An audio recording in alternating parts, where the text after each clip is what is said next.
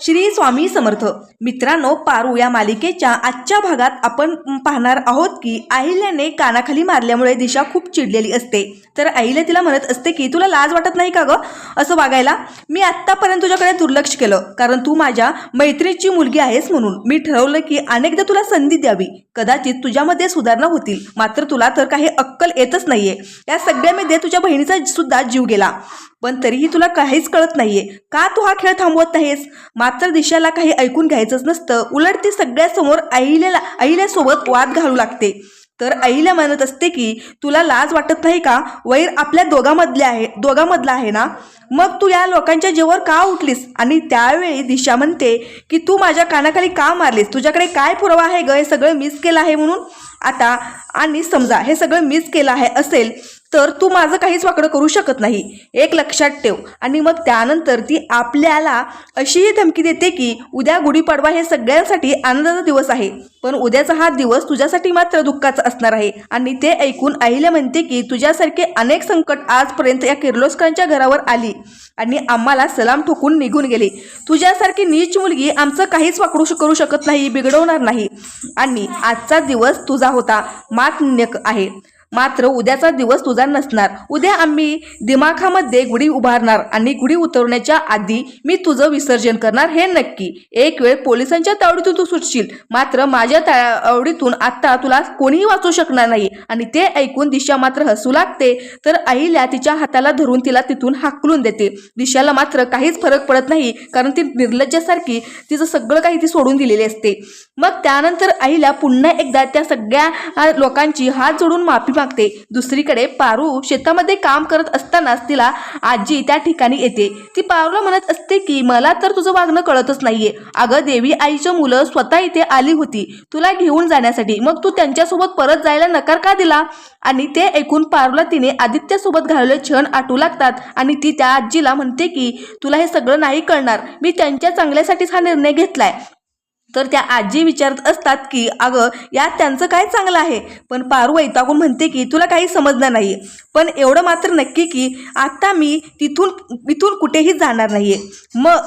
मग त्याच वेळी तिला अहिल्याचा कॉल येतो. अहिल्या पारूला म्हणत असते की मला तुझ्या मतीची गरज आहे, कोणाला तरी कायमचा धडा शिकवायचा आहे.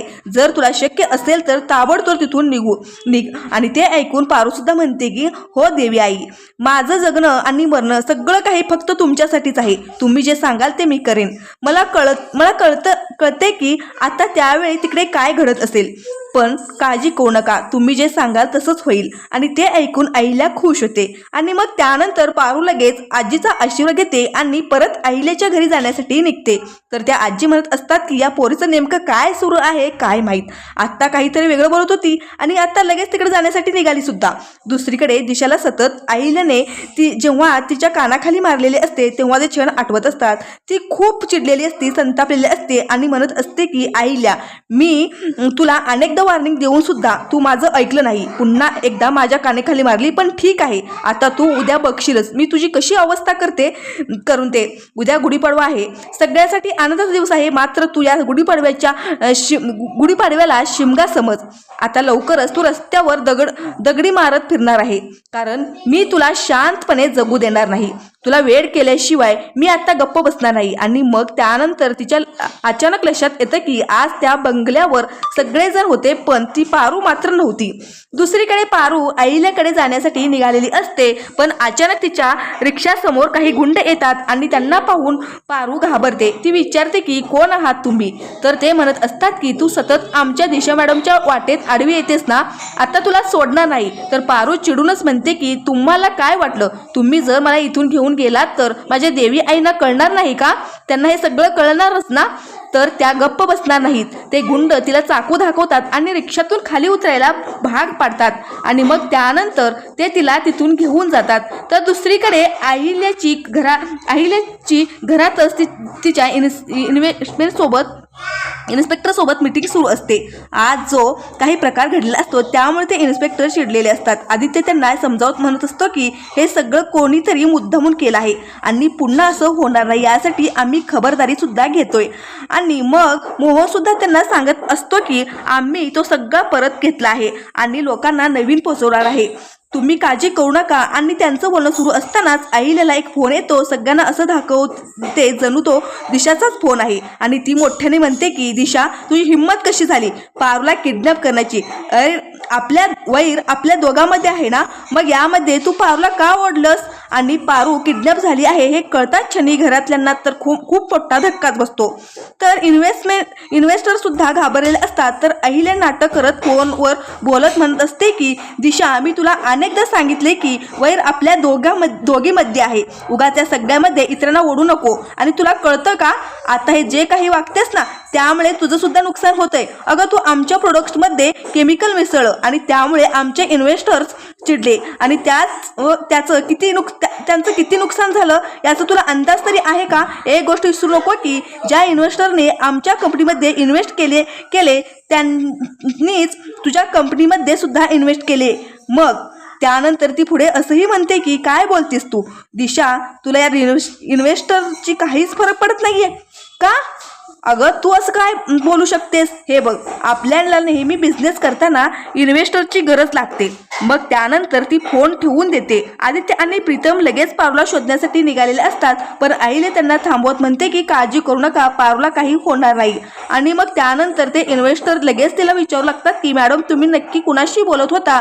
तीच दिशा आहे का जिच्या कंपनीत आम्ही इन्व्हेस्ट केला आहे? आणि त्याचवेळी अहिल्या म्हणते की हो, ही तीच मुलगी आहे. खरं तर तिच्यामध्ये आणि माझ्यामध्ये प्रॉब्लेम आहे, मात्र ती आता सगळ्यांच्या जीवावर उठली आहे. तुम्ही ऐकलं ना? तर ती काय म्हणाली ते की तिला कोणाचाच काही फरक पडत नाही. आणि ते ऐकून ते इन्व्हेस्टर खूपच चिडतात. दुसरीकडे दिशा तिच्या खोलीत असते आणि आता हसतच उद्या अहिल्याशी कशी वाट लागेल याचा विचार करत असते. मग त्याचवेळी नेमका तिला अहिल्याच्या घरी असणाऱ्या एका इन्व्हेस्टरचा फोन येतो. तो दिशाला म्हणतो की तुझ्यासारख्या नीच मुलीच्या कंपनीमध्ये मी पैसा गुंतवला, हीच सगळ्यात मोठी चूक झाली. आता मी तो पैसा काढून घेतोय. आणि ते ऐकून दिशाला आश्चर्य वाटतं. ती म्हणत असते की हे काय बोलता तुम्ही? पण तो माणूस काही ऐकत नाही, फोन ठेवून देतो. आणि हे पाहून अहिल्या तर खूपच खुश होते. त्यानंतर मग दुसरा माणूस सुद्धा दिशेला फोन करतो आणि तिला सांगतो की मी तुझ्या कंपनीतून सगळा पैसा काढून घेतोय. तू खरी कशी आहे ना हे अहिल्या देवीकडून समजलंय मला. आणि ते ऐकून दिशाच्या पायाखालची जमीन सरकली असते. तेव्हा तिच्या लक्षात येतो की अहिल्यानेच या सगळ्या इन्व्हेस्टर्सला भडकवलंय. आणि मग ती देखील चिडून म्हणते की हे सगळं तुम्हाला अहिल्याने सांगितलं ना?